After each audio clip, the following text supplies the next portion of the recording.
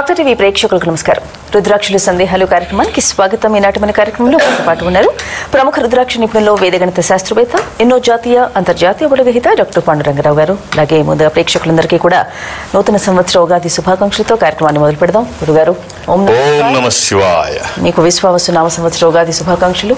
అందరికీ కూడా విశ్వావసు నామ సంవత్సర నూతన సంవత్సర శుభాకాంక్షలు, ఉగాది శుభాకాంక్షలు. ధన్యవాదాలు గురుగారు. ఇక ఏం చెప్పుకుందాం ఈరోజు? ఒక కథ, చిన్న కథ చెప్పుకొని కార్యక్రమంలోకి వెళదాం. ఒక రాజుగారు ఉన్నారు, చాలా మంచివాడు, ప్రజలను చాలా బాగా చూసుకునేవాడు, దయాదాక్షిణ్యాలతో ఎప్పుడు కూడా మంచి కోరుకుని మంచి జరగాలని కోరుకునేటువంటి వాళ్ళల్లో ఆ రాజుగారు ఒకడు. రాజులు తక్కువగా ఉంటారు అలాగా, అయితే బాగా ఇదిగా ఉంటారు, అగ్రెసివ్గా, లేకపోతే అప్పుడప్పుడు ఇలాంటి క్యారెక్టర్స్ కనిపిస్తూ ఉంటాయి. సరే, ఆ కోవకు చెందినటువంటి వాడు ఈ రాజు. సరే, ఒకసారి సడన్గా తన స్నేహితుడు గుర్తొస్తాడు. ఎక్కడంటే తనతో పాటు గురుకులాశ్రమంలో చదువుకొని మంచి స్నేహితుడిగా ఉన్నవాడు పలానా దగ్గర ఉన్నాడు, ఏ పని పాట లేకుండా తిరుగుతున్నాడు, అయోగ్యుడు అని సమాజం చేత ముద్ర వేయించుకున్నటువంటి వాడు అని చెప్పి తెలుసుకొని అక్కడికి వెళ్తాడు. ఏమయ్యా, ఏంటి ఈ పరిస్థితి ఏంటంటే, ఏం చేయను, అందరూ నన్ను పనికిమాలినోడు అంటున్నారు, ఎందుకు పనికిరావు అంటున్నారు, నేను పనికి వస్తాను రాను, నన్ను ఎవరినో ఎక్కడికి పనికి వెళ్ళినా పని ఇవ్వట్లేదు, నాకు చేత కాదంటున్నారు, వెలివేసిన సమాజంలో వెలివేయబడ్డవాడిగా ఇక్కడ ఉన్నాను, నాకేం అర్థం కావట్లేదు అంటే, సరేలే, ఇంత బాధపడుతున్నావు, పని చేస్తానంటున్నావు, అవకాశం రావట్లేదంటున్నావు, దానికి ఎవరేం చేస్తారు, ఓ పని చేయి, కొంతకాలం ఏ ఇబ్బంది లేకుండా ఉండడం కోసం నువ్వు సాయంత్రం నా దగ్గరికి సూర్యాస్తమయం లోపు, అంటే నీకు ఎక్కడ ఇది ఒక బద్దగస్తుడిగా ముద్ర వేస్తారంటున్నావు కదా, అది పోగొట్టుకోవడం కోసం సాయంత్రం సూర్యాస్తమయం సమయంలోపు నాకు కోట దగ్గరికి వచ్చాయి, నువ్వు వచ్చేసి ఆ లోపు నీకు కావాల్సిన ఏమేమి, ఎంత డబ్బు కావాలో, బంగారము డబ్బు ఏమేమి కావాలో నా దాంట్లో కొలువులో బోర్డు అంత ఉంటుంది, నాతో పాటు చదువుకున్న వాడివి, నీకు ఇవ్వడంలో నాకు ఇబ్బంది ఏమి లేదు, సూర్యాస్తమయం కండిషన్ ఏమిటి, సూర్యాస్తమయం లోపు వచ్చి తీసుకెళ్ళిపో అని చెప్తాడు. చాలా బాగుందని చెప్పేసి భార్యకి చెప్తాడు. ఇలా అన్నాడు నా మిత్రుడు రాజు, అంటే ఎంత అదృష్టమో, మనకి ఈ రోజుతో కష్టాలు తీరిపోతున్నాయి, చాలా బాగుంది, రేపు సూర్యాస్తమయం లోపు అంటే మీరు తొందరగా బయలుదేరి వెళ్ళండి, కోట వరకు వెళ్ళాలి కదా అంటే, అది పెద్ద దూరమే ఉందిలే, వెళ్తాను పొద్దున్నే లేపు అని చెప్పి అంతా బాగానే ఉంది. సరే, మార్నింగ్ బయలుదేరేటమయ్యారికి నేను భోంచేసి బయలుదేరిపోతాను, దగ్గరే కదా, పెద్ద దూరం కాదండి, మీరు వెళ్ళండి, ముందు అదే ప్రయారిటీ పెట్టుకోండి, ఇవన్నీ మానేసేయండి, ఏముంది ఒక రోజు తినకపోతే చనిపోం కదా అంటే, ఏముంది పెద్ద దూరం ఏముంది, తినేసి పెడతానంటాడు. సరే, ఆ భోజనం పెడుతుంది, భోజనం పెట్టిన తర్వాత మనకి కాసేపు నిద్రపోవాలనిపించింది, రెస్ట్ బాగా బాడీ అలసిపోయి కాసేపు నిద్రపోయిన తర్వాత లేచాడు. మధ్యాహ్నం అవుతుంది, ఇంకా సాయంత్రం చాలా టైం ఉంది, పెద్ద దూరం కాదు కదా, బయలుదేరితే ఎండ చాలా ఎక్కువగా ఉంది. మిట్ట మధ్యాహ్నం ఎలా ఉంటుంది, బాగా ఎండ ఎక్కువగా ఉంది, మళ్ళీ మాడిపోతుంది. ఈ ఎండకి తట్టుకోలేక ఒక చెట్టు కింద కూర్చున్నాడు. చెట్టు కింద చల్లగా ఉంది, దాంతో చెట్టు కింద గాలి వేస్తూ ఉంటే చల్లగా ఏదో అలా అనిపిస్తుంది, కాసేపు అలా సేద తీరుదామా అనిపించింది, అనుకోకుండా సేద తీరాడు. చూసేటప్పటికి సాయంత్రం సంధ్య వారుతోంది. అసలు చూశాడు, గబగబా అది చీకట్లు పడుతుంది, అయ్యో అని గబగబా లేచి ఉరుక్కుంటూ గేటు దగ్గరికి పరిగెట్టి రాజభవనం ముందుకు వెళ్ళి గేటు దగ్గరికి వెళ్ళేటప్పటికి అవి మూసివేశారు, క్లోజ్. సో అప్పుడు తిట్టుకున్నాడు, నాకు రాక అవకాశం వచ్చింది, అవకాశం వస్తే నేను ఉపయోగించుకోలేకపోయాను, నా అంత దురదృష్టవంతుడు ఇలా ఎవడో ఉండకూడదు, ఇంత బద్ధకం, ఇంత నిర్లక్ష్యం ఉంటే వాడు ఎవడో ఎందుకు పనికిరాడని చెప్పడానికి నేను ఒక ఉదాహరణ. కట్ చేస్తే చాలా మంది తర్వాత చూడొచ్చు, ఇంకా టైం ఉంది, రేపు చూద్దాం, రేపు చదువుకోవచ్చు, ఇంకా టైం ఉంది, ఎగ్జామ్కి ఇంకా చాలా టైం ఉంది అని చెప్పి చాలామంది ఉన్న అవకాశాలని కోల్పోతుంటారు. What is the secret of the success అంటే, fastest implementation is the secret of the success. ఇప్పుడు 4th ప్లేస్, ఒలింపిక్స్లో 4th ప్లేస్, రన్నింగ్ రేస్లో 4th ప్లేస్ వచ్చినటువంటి వాడిని ఒక్క క్షణం ఆపి ఏం జరిగింది అని అడిగితే, టైం విలువ వాడు చెప్పినట్టుగా, వాడికి తెలిసినట్టుగా ఎవరికి తెలియదు. సెకండ్లో 10వ వంతు నేను కొంచెం ముందు ఉంటే 3rd ప్లేస్ నేను వచ్చేవాడిని, రికగ్నైజేషన్ ఉంటుంది 1, 2, 3కి, 4th ప్లేస్కి ఉండదు, 3rdకి 4thకి పెద్ద తేడా ఉండదు, 3rdకి అసలు 1st కి 4thకి కూడా పెద్ద తేడా ఉండదు, మల్టీ సెకండ్సే. 3rd ప్లేస్కి వచ్చినటువంటి 3rd ప్లేస్ మిస్ అవ్వడాన్ని సెకండ్లో 10వ వంతు భాగం కొంచెం నేను ఇది చేయిస్తూ ఉంటే, ఆ సమయాన్ని కొంచెం వాడుకొని ఉంటే నేను 3rd ప్లేస్ వచ్చేవాడిని అని చెప్పి 4th ప్లేస్ వచ్చేవాడిని అడిగితే సమయం విలువ ఎంత విలువైందో చెప్తాడు. తర్వాత తల్లి అనుకుంటుందంట పిల్లాడిని ఇంక్యుబులేటర్లో పెడతారు. అది ప్రీటర్మ్ బేబీని, ప్రిమెచ్యూర్ బేబీని ఇంక్యుబులేటర్లో పెడతారు. అంటే తల్లి గర్భంలో ఎలా ఉంటుందో అక్కడ కూడా అది మనం మామూలుగా పెడితే వేడిగా ఉంటుంది, చేయి తగులుద్ది, కష్టంగా ఉంటుంది, చాలా వేడిగా వస్తుంటుంది. అది తల్లి చూసి అనుకుంటుందంటే అప్పుడు, ఒరే తొందరపడ్డావు, నెల తక్కువ వెదవా, ఒక నెల ముందు పుట్టి ఉంటే ఈ కష్టాలండి ఉండేవి కాదు కదరా, ఈ వేడి బాక్స్లో నిన్ను పెట్టేవారు కాదు, చక్కగా నా గర్భంలో హాయిగా రిలాక్స్ అయ్యి అన్ని తీసుకునేవాడివి, తొందరపడిపోయావు. సో ఆ 1 month విలువ. సో ప్రతిదానికి ఒక ఏది ఎలా ఏ టైంకి చేయాలో అది రాకపోతే, ఆ సమయం విలువ తెలియకపోతే జీవితంలో వచ్చే అవకాశాలన్నీ కోల్పోతారు.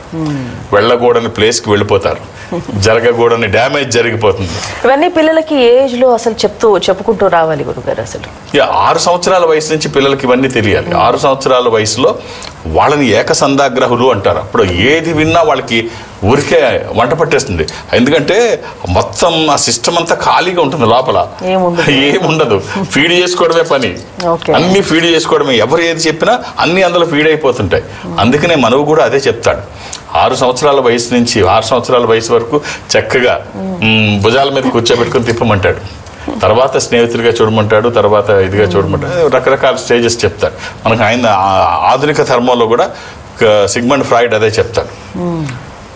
6 సంవత్సరాల వయసులో ఏదైతే మనస్తత్వం ఉందో చివరికంటూ అదే వ్యక్తిత్వ లక్షణంగా నిలిచి ఉంటుంది అని. కాబట్టి ఇక్కడే సరిగ్గా మనం చూసుకోవాలి పిల్లలకి, ఇక్కడి నుంచే చెప్పడం. లేకపోతే ఒక సామెత నిజమవుతుంది, ఆవు చేలో మేస్తే దూడ గట్టున మేస్తుందా, దాని అర్థం దూడ కూడా చేలో మేస్తుంది. ఎప్పుడు ఆవు సరైన లక్షణాలు పిల్లలకి దూడకు నేర్పకపోతే. కాబట్టి చిన్నప్పటి నుంచి ఇవన్నీ వాళ్ళకి మంచి అలవాట్లు నేర్పిస్తే వాళ్ళు మంచి పౌరులుగా ఉంటారు. ఎక్కడ ఏది సాధించుకోవాలో అది సాధించుకుంటారు. లేకపోతే చేతగాని వాళ్ళగా అసమర్థులుగా నిలిచిపోతారు. రైట్, బాగుంది గురుగారు. చక్కటి ఎగ్జాంపుల్ తో ఉన్న స్టోరీ మాకు వివరించారు. ధన్యవాదాలు. కాల్స్ చూద్దాం. హలో హలో, చెప్పండి మీ పేరు? నా పేరు అండి. మాట్లాడండి, గురుగారు ఉన్నారు. అమ్మా ఓం నమ శివాయ. ఓం నమ శివాయ గురుగారు. ఏమిటమ్మా? గురుగారు మా హస్బెండ్ గురించి తెలుసుకోవాలనుకున్నా గురుగారు. చెప్పమ్మా. Date of birth? సెప్టెంబర్ 1990 గురుగారు. 2nd September 1990. 2nd September 1990. 90. 90. ఏం చేస్తారమ్మా ఆయన? అమ్మా ఆయన ఆదివారం పుట్టినట్టు తెలుసా అమ్మా? తెలుసు గురుగారు. ఏమిటమ్మా ఏం చేస్తారు ఆయన? ఏం చేయట్లేదు సార్, ఏ పని స్టార్ట్ చేస్తే అది ముందుకు రావడం లేదు. ఇది ద్వాదశి, శుక్లపక్షము, శుద్ధ ద్వాదశి. ఏమ్మా చాలా ప్రాబ్లమ్స్ వస్తుంది గురుగారు. ఏ పని చేసినా జరగట్లేదండి. ఏం పని చేస్తున్నారు? అంటే మెడికల్ షాప్ లో చేసింది గురుగారు, కొన్ని రోజులు షాప్ లో చేసింది గురుగారు, దాన్ని వదిలిపెట్టేసి వచ్చిండు. షాప్ లో పని చేసేవారు? మెడికల్ షాప్ లో దాంట్లో వచ్చేసింది గురుగారు. ఇంకా బిజినెస్ పెద్దామని చూస్తే అది కూడా లాస్ అయిపోయింది గురుగారు, ఫార్మసీ. అంటే మెడికల్ షాప్ లో చేస్తూ ఇంకొక బిజినెస్ ఏదైనా చేయాలి అనుకుంటే మాత్రం అనుభవం లేకపోతే అంతే కదమ్మా. అనుభవంతో చేయాలి కదా. ఒకవేళ మనకి ఎక్స్పీరియన్స్ లేకపోతే అప్రెంటిస్ గానా పని చేయాలి ఎక్కడైనా. ఇప్పుడు మెడికల్ షాప్లో అనుభవం ఉంది కాబట్టి ఏ ఫార్మసీ లైసెన్స్ తీసుకొని చదువుకుని ఉంటే, ఏ ఫార్మసీ లైసెన్స్ అన్న అద్దెకి తీసుకొని తనకు లేకపోయినా ఇప్పుడు చేసేదంతా అంతే. ఎవరికి సొంత ఫార్మసీ లైసెన్స్లు ఉండవు. ఈ ఫార్మసిస్టులు ఎవరికి, మెడికల్ షాపులు ఎవరికి అద్దె పే చేస్తుంటారు, తెచ్చుకుంటారు. ఎవరో చదువుకొని వాళ్ళకి అద్దెకిచ్చుకుంటారు. వీళ్ళేమో నెల నెల ఇంత ఇస్తారు. అలాగే ఏదైనా తీసుకొని ఆ ఫార్మసీలో ఆ మెడికల్ షాప్ పెట్టుకుంటే సరిపోతుంది. లేకపోతే అనుభవం లేనిది పెడితే మరి ఖచ్చితంగా లాస్ వస్తుంది కదమ్మా. అది ఒక్కసారి అనుభవంతో చేయమని చెప్పండి. తనకు తెలియని సబ్జెక్ట్లో ఐన్స్టీన్ అంటాడు ఒక దగ్గర, చేపని అంటే నీళ్ళల్లో ఇదే చేపని చెట్టు ఎక్కమంటే అది ఎక్కలేకపోతే దాన్ని అసమర్థాలుగా చూడడానికి వీల్లేదు. దాని సామర్థ్యం ఎక్కడ ఉంటుంది? నీళ్ళలో ఈదినప్పుడు ఉంటుంది. అలాంటి చేపను తీసుకొచ్చి నువ్వు చెట్టు ఎక్కలేకపోతే నువ్వు పనికి మాలిందని నీకు ఏమీ తెలియదు అని అంటే అది మన తప్పు. కాబట్టి ఎవరు ఎందులో నిష్ణాతులో ఎవరు ఏది చేయగలరో అది చేస్తే బాగుంటుంది. వారికి అనుభవం ఉన్నది వదిలేసి వేరేది చేసి, లేకపోతే ఎవరో దీని మీద సంపాదించారు కాబట్టి మనం అలా సంపాదించేద్దాం, ఈ ఊహల్లోని కళల్లోని కరెక్ట్ కాదు. వాస్తవ ప్రపంచంలో జీవించాలి. తనకి 7 ముఖాలు 8 ముఖాలు ఏకముఖి, సప్తముఖి లక్ష్మీ స్వరూపము, శని దోషములకి కూడా మంచిది, అష్టముఖి గణపతి స్వరూపము, విఘ్నాలు లేకుండా ముందుకు వెళ్ళడానికి ఏకముఖి రుద్రస్వరూపము, అపమృత్యు బాధలు లేకుండా. ఈ 3 కలిపి కానీ మూడిట్లో ఏదైనా ఒకటి కానీ వేసిన తర్వాత చాలా బాగుంటుంది. ఒక సపోర్ట్. అలాగని చెప్పి అనుభవం లేకుండా మళ్ళీ వెళ్ళమని కాదు, మన ప్రయత్నానికి ఈశ్వరానుగ్రహం తోడవ్వాలంటాను నేను. మనం అన్నీ కరెక్ట్గా చేసి అప్పుడు దైవాన్ని కోరుకుంటే, దైవికమైనటువంటి సహకారం కూడా తీసుకుంటే ఆ ఫలితం ఒక అద్భుతం. ఓకే గురుగారు, ఇక ఈరోజు మాకు చూపించారు నిన్న చూపించలేకపోయాం. ఇవాళ అసలు ఎప్పుడూ చూపించింది ఒకటి వచ్చింది, అది రావడానికి లేట్ అయింది కాబట్టి ఒక రోజు ఆలస్యంగా కొత్త సంవత్సరం ప్రారంభంలో చూపిద్దామని చెప్పాను. అది ఈరోజు అంటే తీసుకురావడం జరిగింది. ఇది ఏకముఖి నుంచి 18 ముఖాల వరకు ఉండేటువంటి ఒక మంచి ఒక అరుదైన హారం. అయితే ఇది బాగా పురాతనమైనటువంటిది. ఈ లాకెట్ కూడా ఎప్పుడుదో బాగా చాలా పాతకాలం నాటి ఒక ఇందులో లక్ష్మీదేవి సముద్రాన్ని చిలుకుతున్నప్పుడు బయటకు వస్తున్న అలా ఐశ్వర్యంతో అలా ఆ భాండాన్ని తీసుకొని వస్తున్నటువంటి ఒక విచిత్రమైన సన్నివేశం. ఆ సన్నివేశాన్ని చూస్తూ ఈ పక్క ఆ పక్క గణపతులు, ఒకే గణపతి అంటే 2 చోట్ల నాట్యం చేస్తూ, నాట్య గణపతి ఆనందాన్ని వెల్లిబుచ్చుతూ ఆమె వస్తూ ఉంటే వెల్కమ్ చెప్తున్నట్టుగా ఐశ్వర్యాన్ని ఆహ్వానిస్తూ ఒక పురాతనమైనటువంటి ఒక బాగా యాంటిక్ పీస్. పాత రోజుల్లో మాకు 16 ముఖాల వరకు చూపించారు కదా, ఇది 18 ముఖాల వరకు ఉండే ఒక మంచి కాంబినేషన్, ఒక మంచి అరుదైనటువంటి లాకెట్. ఇది ఈ రోజు కొత్త సంవత్సరంతో ఒక ఐశ్వర్యానికి సంబంధించి ఒక పాజిటివ్ వైబ్స్ తో ఇది అందరికీ అన్ని రకాల పాజిటివ్నెస్ ఉండాలని కోరుకుందాం. ఇది మెడలో వేసుకోవచ్చు, పూజలోనేనా? వేసుకోవచ్చు, పూజలో పెట్టుకోవచ్చు. ఓకే రైట్ గురుగారు, మరో కాల్ చూద్దాం. హలో హలో నమస్కారం. చెప్పండి అమ్మా, మీ పేరు? నా పేరు కొత్తగూడ నుంచి మాట్లాడుతున్నాను. అమ్మ గట్టిగా మాట్లాడాలి.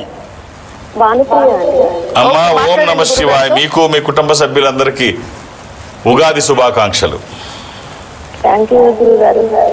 అమ్మా డేట్ ఆఫ్ బర్త్ 1986 ఆగస్టు 30 సాయంకాలం 6 తర్వాత గురువు గారు. ఎవరిదమ్మా ఇది? నాదే గురువు గారు. ఏమిటమ్మా అంత నిరుత్సాహం, అంత ఇది? ఎప్పుడు ఏదో ఒక అనారోగ్యం వస్తుంది. ఒకటి పోయింది అని అంటే ఇంకొకటి వచ్చి ఉంటుంది. ఇది చతుర్థి కృష్ణపక్షము, సంకటహర చతుర్థి. అమ్మా ఇది శనివారం అని తెలుసు కదా? తెలుసు సార్. సాయంకాలం 6 తర్వాత, కరెక్ట్ టైం అనేది తెలియదు. 6 తర్వాత అనేది తెలుసు. 6 నుంచి 8 లోపల టైం అనేది. చిన్న పొరపాటు సరి. ఇది శనివారం కరెక్టు. తర్వాత బహుళ ఏకాదశి అమ్మ. ఇది బహుళ చతుర్థి కాదు, బహుళ ఏకాదశి, కృష్ణపక్ష ఏకాదశి. ఇది కర్కాటక రాశి. అమ్మా ఏం చేస్తున్నారు? ఇంట్లోనే గురువు గారు. ఎంతమంది పిల్లలమ్మా? 2 బాబులు. ఎందుకంత ఇది ఏమిటమ్మా? ఏం చేస్తున్నారు? మీ వారు ఏం చేస్తున్నారు? ఈయన కాంట్రాక్ట్ సార్. అంటే షాపు అన్ని ఫైనాన్స్ అన్ని పర్వాలేదు. కాకపోతే నా ఆరోగ్య పరంగానే ఎప్పుడు ఒకటి వచ్చి పోయింది అని అంటే ఇంకొకటి రెడీగా ఉంటుంది. ఏమనారోగ్యం అమ్మా? ఎప్పుడు ఇక ఏదో ఒకటి సార్. అంటే నొప్పులని, జ్వరం. అమ్మా ఏం పేరమ్మా మీది? భానుప్రియ గారు. ఏమ్మా ఇప్పుడు వచ్చిన వాటిల్లో అతి పెద్దగా ఇబ్బంది పెట్టిన అనారోగ్యం ఏమిటి? అతి పెద్దగా థైరాయిడ్ ప్రాబ్లం ఇబ్బంది పెడుతుంది. థైరాయిడ్ ప్రాబ్లం ఒకటి. చాలా మందికి హైపోథైరాయిడ్ అమ్మా, హైపర్ థైరాయిడా? హైపోనా అంటే బరువు పెరుగుతున్నారా తగ్గుతున్నారా? బరువు పెరుగుతున్నాను. హైపోథైరాయిడ్. సో థైరోనామ్ తీసుకుంటున్నారమ్మా రోజు? తీసుకుంటున్నాను. మర్చిపోకుండా తీసుకుంటే చాలా మందికి ఉంటుంది. ఇది పెద్దది ఇదే ఉందమ్మా, ఎంతమందికి ఉండదు? ప్రతిదీ భూతత్వంలో చూసి అనవసరంగా అనారోగ్యాన్ని పెంచుకోవడమో లేకపోతే కొత్తవి కొనుక్కోవడమో చేయడం కరెక్ట్ కాదు. ఈ చిన్నవి లేకుండా ఎవ్వరూ ఉండరు. హ్యూమన్ బీయింగ్స్ ఏదో ఒకటి ఉంటుంది. మనం నాకే వస్తుంది అనుకుంటే అది రావడానికి రెడీగా ఉంటుంది, రాకపోయినా వచ్చిందన్న భావంలో ఉంటాం. పాము కరిచి చనిపోయిన వాళ్ళకంటే కరిచింది అన్న భావంతో చనిపోయిన వాళ్ళ సంఖ్య ఎక్కువ, భయపడి. అది విషపావం కాకపోయినా. కరోనా టైంలో కూడా అంతే కదా. కరోనా వచ్చిందని చనిపోయిన వాళ్ళ సంఖ్య ఎక్కువ. కరోనా కాబట్టి ఒకటి మనల్ని మనం బలంగా ట్యూన్ చేసుకోకపోతే బలహీనతలన్నీ బలపడతాయి, మనం బలహీనతలు అవుతాం. ఏమవుతుంది, ఏదైనా అయితే డాక్టర్స్ ఉన్నారు, మందులు ఉన్నాయి, వాళ్ళు చూసుకుంటారు. అనవసరంగా మీరు ఆందోళన పడడం వల్ల కొత్త కొత్త అనారోగ్యాలన్నీ మీ చుట్టూ చేర్చుకోవడం అవుతుంది. సో ఆందోళన పడకండి అమ్మా. ఒక్క రుద్రాక్ష చెప్తాను, వీలైతే వేసి చూడండి. 11 ముఖాలు ఏకాదశముఖి, ఏకాదశ రుద్రస్వరూపము. ఇది హనుమాన్ స్వరూపము కూడా. ఆధ్యాత్మికంగా మంచిది, ఆరోగ్యపరంగా మంచిది, భయాందోళనకు అవకాశం లేనటువంటిది. ఇది ఒక్కటి వేసుకోండి. అలానే ఏది పడితే అది వేయకండి. దురదృష్ట రుద్రాక్షల్లో 199 నకిలీ ఉంటాయి. ఒక్కటైనా మంచిది వేయగలిగితే వచ్చే ఫలితం ఒక అద్భుతం. All the best. Okay, camps గురుగారు ఈ వారం విజయవాడ. సో ఎల్లుండు విజయవాడ మధ్యాహ్నం వరకే ఉంటాను, ఎందుకంటే వసంత పంచమి రోజు. ఇక్కడ కూడా నేను సాయంత్రం ఉండాలి కాబట్టి మధ్యాహ్నం 1 గంట వరకు మాత్రమే నేను విజయవాడలో ఉంటాను. అది థర్స్డే వస్తానని చెప్పాను కాబట్టి వెళ్ళక తప్పదు. ఆ 2 గంటల సమయంలో మీరు వేరు ఫోన్లోంచి పెడితే నాకు చాలా ఇబ్బంది అయిపోద్ది. నేను అలా హడావుడిలో ఎవరిని చూడను, లేకపోతే మానేస్తాను. కానీ హడావుడిగా నేను అస్సలు చూడను. నన్ను కలిసిన వాళ్ళకి ఆ సంగతి తెలుసు. నాకు సమయం ఇవ్వండి, సంఖ్య కాదు. మళ్ళీ చెప్తున్నాను, నాకు సమయం ఇస్తే నేను చాలా బలంగా చెప్తున్నాను. నాకు 8 సెకండ్లు ఇస్తే ఇక్కడ మీ జాతకాన్ని అనలైజ్ చేస్తున్నాను లైవ్లో. నాకు 1 నిమిషం టైం ఇస్తే మీ జాతకాన్ని కంప్లీట్ అనలైజ్ చేసి మీకున్న అవకాశాలు ఏమిటి, ఏ రుద్రాక్ష ధారణ చేస్తే ఉన్న స్థితి నుంచి ఉన్నతంగా ఎదుగుతారని చెప్పడానికి నాకు ఆ సమయం బాగుంటుంది. అర్థం చేసుకొని సహకరించండి. అలాగే హైదరాబాద్లో నన్ను కలవడానికి నేను ఎవరికి అపాయింట్మెంట్స్ ఇవ్వను, ఏ రికమెండేషన్ తీసుకోను. శని ఆదివారాలతో కలిపి అన్ని రోజులు హైదరాబాద్కే పరిమితం. ఒక్క గురువారం తప్ప. ఒక్క గురువారం నాడు ఏదో ఒక కార్యాలయంలో ఉంటాను సౌత్ ఇండియాలో. సో ఈ మిగిలిన అన్ని రోజులు హైదరాబాద్కి ఒకటే టైం, నేను ఎక్కడికి వెళ్ళను, అక్కడే ఉంటాను కాబట్టి ఇబ్బంది ఏమి లేదు. అపాయింట్మెంట్స్ ఏం అవసరం లేదు. నేను ఉన్నప్పుడు వస్తే చూసేస్తాను అంతే. ఇక దూర ప్రాంతాల నుంచి కూడా ఇక్కడి వరకు రావక్కర్లేదు. ఈ సంస్థ అన్ని చోట్ల ఉంటుంది. మీరు ఈ సంస్థకి దగ్గరగా ఎక్కడైనా ఉంటే, అంటే బెంగళూరులో ఉంటే బెంగళూరు కార్యాలయానికి మీరు వెళితే ఆ ఇన్ఫాంట్రీ రోడ్లో, ఇన్ఫాంట్రీ ఇది హోటల్కి ముందు మెయిన్ రోడ్లో. సో మీరు అక్కడికి వెళితే వాళ్ళు ఏం చేస్తారంటే ఒక స్పెషల్ రూమ్లో మిమ్మల్ని కూర్చోబెడతారు. ఒక స్క్రీన్ మీ మధ్యలో ఉంటుంది. మనం 1-to-1 ఎదురుబెదురుగా కూర్చొని మాట్లాడుకునేటువంటి సౌలభ్యం ఉంది. ఆ రకంగా వాళ్ళు ఏర్పాట్లు చేస్తారు. మాట్లాడే ప్రయత్నం నేను చేస్తాను. సో ఆ విధంగా నాతో మాట్లాడిన, అంటే అది చెన్నై కావచ్చు, బెంగళూరు, విశాఖపట్నం, విజయవాడ, తిరుపతి, రాజమండ్రి, శ్రీశైలం, వేములవాడ, కాళహస్తిలో ఏదైనా మీరు అక్కడికి వెళితే వాళ్ళు నాతో మాట్లాడిస్తారు. మాట్లాడే ప్రయత్నం నేను చేస్తాను. ఆ విధంగా నాతో మాట్లాడినా, డైరెక్ట్గా హైదరాబాద్ వచ్చి నన్ను కలిసినా, లేదు ఎల్లుండు విజయవాడలో నన్ను కలవాలనుకున్నా, మధ్యాహ్నం వరకే ఉంటాను. అర్థం చేసుకొని సహకరించండి. ఆ రోజు ఈ కొత్త సంవత్సరంతో కొత్త ఆలోచనలతో కొత్త టార్గెట్లు పెట్టుకున్న వాళ్ళందరికీ ఒక దైవికమైన సహకారం కలిగి ఉండడం కోసం చేసే ప్రయత్నానికి నా సహకారం ఉంటుంది.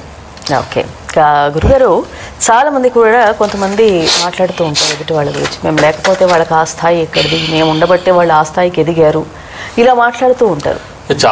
చాలా మందికి ఇప్పుడు ఎదిగే వాళ్ళని చూస్తున్నప్పుడు చుట్టూ ఉన్న వాళ్ళు చేసే కామెంట్స్ ఇవే. ఆడు కళ్ళు నెత్తికెక్కే మాట్లాడుతున్నాడు, మనం అంటూ లేకపోతే వాడి స్థాయిలో ఉండేవాడా? ఒక్కసారి వెనక్కి తిరిగి చూసుకోమను వాడేమిటో. మన దగ్గరికి వాడు ఏమి లేనని వచ్చినప్పుడు అప్పుడు మనం గుర్తు రాలేదా, ఆ రోజులు వీడికి గుర్తు రాలేదా అని చెప్తూ ఉంటారు. సో రామాయణంలో ఒక సన్నివేశం, రామాయణం యుద్ధం రావణుడితో 7 రోజులు జరిగింది. 6వ రోజున విభీషణుడు అనుకున్నాడంట, రాముడు కోదండాన్ని పట్టుకుంటే మొత్తం లోకాలన్నీ గడగడలాడేటట్టున్నాయి, అనవసరంగా ఈ కోతిమేళాన్ని వీళ్ళందరినీ పిచ్చమాలోకాళ్ళందరినీ ఆయన వేసుకొచ్చాడు. ఇంతటి శక్తివంతుడైన రాముడికి వీళ్ళ అవసరం ఏముంది, నా దశ బాగుంది కాబట్టి శరణాగతి ఆయన దగ్గరికి వెళ్ళి ఆయన కాళ్ళట్టుకున్నాను, లేకపోతే వీళ్ళందరితో పాటు నన్ను వేసేసేవాడు రాముడు. ఆయన యుద్ధం చేసే విధానం చూస్తుంటే అసలు ఆయన యుద్ధం చేయక్కర్లా, కోదండాన్ని ఇలా పట్టుకుంటే అసలు ఆ ధ్వనికే వెళ్ళిపోతున్నారు అందరూ. ఆయన యుద్ధం చేసే ఆ నైపుణ్యం, ఆ విధానం చూస్తుంటే ఒక్కసారి ఆ బాణం వదులుతుంటే ఆ విగ్రహం, ఆయన విగ్రహం చూస్తేనే చాలంట. అసలు ఈయనకి ఎవడు సహకారం కావాలి, ఎందుకు వీళ్ళందరినీ కోతమోకని వేసుకొని వచ్చాడని చెప్పి అనుకున్నాడంట. తర్వాత హనుమంతుల వారు అనుకున్నాడు, గొప్పవాడు కాబట్టి, భక్తుడు కాబట్టి, ఆయన ఏమనుకున్నాడంటే, ఆహా రామచంద్రుల వారు ఎంత గొప్ప వ్యక్తి, ఎంత గొప్ప స్వామి, నా స్వామి ఇంత గొప్ప యుద్ధంలో నన్ను ఇన్వాల్వ్ చేయడం కోసం తీసుకొచ్చాడు తప్ప నా సహకారం ఆయనకి ఏం అవసరం, నా అవసరం ఆయనకి ఏముంటుంది? సుగ్రీవుడు అనుకున్నాడంట, నేను స్నేహితుడిని కాబట్టి సరిపోయింది. ఆ రోజు నీ బలం ఎంత అని చెప్పి పరీక్షించినప్పుడు నీ బలం ఏంటి, మా అన్నతో యుద్ధం చేయడానికి నువ్వు ఏ పాటి వాడువో నాకు తెలియాలి కదా. మా అన్న అయితే ఇగో ఈ సాలవృక్షం ముందు నిల్చొని దాంతో ముష్టి యుద్ధం చేసి ఆఖరికి దాన్ని పడేస్తాడు. నువ్వు ఎప్పటికైనా అది సాయంత్రం లోపు పడేసే ప్రయత్నం చేయి, మా అన్నతో అప్పుడు యుద్ధం చేస్తావని నమ్ముతాను అంటే రాముడు ఒక్క బాణం ఎక్కుపెడితే 7 సాలవృక్షాలు నేలకూలే. ఆ రోజన్నా నాకు అర్థం కావాలి కదా, నా అన్న ఒకటి చేయడానికి ఇంత కష్టపడితే సునాయాసంగా 7 సాలవృక్షాలు నేలకూర్చిన రోజు రాముడు ఏమిటో నాకు ఆ రోజైనా తెలియాలి. తెలియలేదు, ఇంకా చాలా అదృష్టవంతుడిని, నేను స్నేహితుడిని కాబట్టి సరిపోయింది, లేకపోతే నన్ను వేసేసేవాడు కదా రాముడు. అంతవరకు ఎందుకు లక్ష్మణుడు అనుకున్నాడంట, ఆహా మా అన్న ఏమి మూర్తి, ఏమి విగ్రహం ఇది, ఆయన యుద్ధం చేస్తుంటే ప్రత్యక్షంగా చూసే అవకాశం లభించింది. ఆయన చేతికి ఈ కోదండం గొప్పతనం తీసుకొచ్చిందా, కోదండానికి ఈయన గొప్పవాడా, అసలు ఆయన యుద్ధ రంగంలో నిల్చుంటే ఇవన్నీ అవసరం, వీళ్ళందరూ అవసరం, నా అవసరం, నేనెక్కడ యుద్ధం చేసి ఎవరిని చంపినట్టు ఆ మేఘనాథుడితో తప్ప నాకేమి సీన్ కనిపించట్లేదు, ఎవరు ఇది ఇంతమందిని చంపామన్నది ఎక్కడా కనిపించట్లేదు, అంతా మా అన్నయ్య కనిపిస్తున్నాడు. మొత్తం ఇన్ని లక్షల మంది సైన్యాన్ని నేను చంపానని ఎవడు ముందుకొచ్చి నా ఖాతాలో వేసుకుంటాను అనడానికి లేదంట. మొత్తం అన్ని ఈయన ఖాతాలోనే ఉన్నాయి, మొత్తం అన్ని ఒక్కడే యుద్ధం చేశాడు. అలా ఎవరి అనుభవం వాళ్ళది. ముందు అనుకున్నారంట మనమే అన్నిటికని, అక్కడ చూసిన తర్వాత ఆ రోజు చూసిన తర్వాత మనం ఏమి నథింగ్, ఏదో మనకి గుర్తింపు ఇవ్వడం కోసం, మనల్ని ఎలివేట్ చేయడం కోసం రాముడు మనల్ని తీసుకొచ్చాడు తప్ప ఆయన మనం వాడుకున్నాం తప్ప మనల్ని ఎక్కడ ఆయన వాడుకోలేదని చెప్పేసి ఆ యుద్ధం చూసిన వాళ్ళకి అర్థమైందంట. అలాగే ప్రతి వాళ్ళు అనుకుంటారు నేను లేకపోతే వాడు ఎక్కడున్నాడు, వీడెక్కడున్నాడని. మన పాత్ర ఏమిటో మనకి తెలుసు, ప్రత్యక్షంగా తెలుసు. ఆ రోజు మనం లేకపోయినా అది ఆగదు అని. సో రాముడు లాంటి అవతార పురుషుడికి అయితే అది వేరు. ఊరికే ఒకవేళ ఏదైనా హెల్ప్ తీసుకున్నా అదొక రీజన్ ఉండుంటది, దాని వెనక ఏదో ఖచ్చితంగా కారణం లేకుండా ఏమీ ఉండదు. ఆయన అవసరమై కాదు, ఆయనకు అవసరమైతే కాదు, ఖచ్చితంగా రాముల వారికి అవసరమైతే ఆయన అవతార పురుషుడు. వీళ్ళందరినీ నిజంగా జాంబవంతుడు అనుకున్నట్టు కేవలం ఎలివేట్ చేయడం కోసమే ఈ పాత్రలు ఎన్నుకున్నాడు తప్ప ఆయన వీళ్ళందరికీ గుర్తింపు తీసుకురావడం కోసమే, అంతే తప్ప ఆయనకైతే కాదు, ఆయనకైతే అవసరం లేదు. నిజ జీవితంలో ఇలాంటి ఎదిగిన శ్రీరామచంద్రులు చాలా మంది ఉంటారు. అవునవును. చివరిగా ఒక నిమిషంలో కరుంగలి మాల గురించి వివరిస్తారా? కరుంగలి మాల అది భారతదేశం అంతా పంపిస్తున్నాము, అది అసలైన కరుంగలి మాల. ఖచ్చితంగా మీరు అందిపుచ్చుకునేటువంటి అవకాశం ఈ సంస్థ నుంచి. దాంతోపాటు ఒక వుడ్ పీస్, ఏ వుడ్ నుంచి అయితే, ఏ చెక్క నుంచి అయితే కట్ చేశారో ఆ పీస్ కూడా ఇది ఒరిజినల్ అని చెప్పడానికి ప్రత్యేకమైన ఇది అవసరం లేదు, అది కూడా మీకే పంపిస్తారు. ఓ మంచి ప్యాకింగ్, అది సీల్ లేకపోతే తీసుకోకండి, సీల్తో తీసుకోండి. సీల్ ఉందంటే ఖచ్చితంగా అది ఒరిజినల్. భారతదేశంలో ఎక్కడికైనా పంపిస్తారు. రైట్ గురుగారు, మంచి విషయాలు నేటి కార్యక్రమంలో మా అందరితో పంచుకున్నారు, ధన్యవాదాలు. ఓం నమః శివాయ. వీక్షించారుగా, ఇది నాటి రుద్రాక్షల సందేహాలు కార్యక్రమం. మరో కార్యక్రమంలో మళ్ళీ కలుసుకుందాం. నమస్కారం. Indo Nepal Rudraksha organisation, Jubilee Hills road number 45 మరియు సోమాజిగూడ, హైదరాబాద్. సంప్రదించాల్సిన ఫోన్ నంబర్స్ 9118845678, 9177778855, 8186899997, 7700963888. మా వెబ్సైట్ www.indonepalrudraksha.com.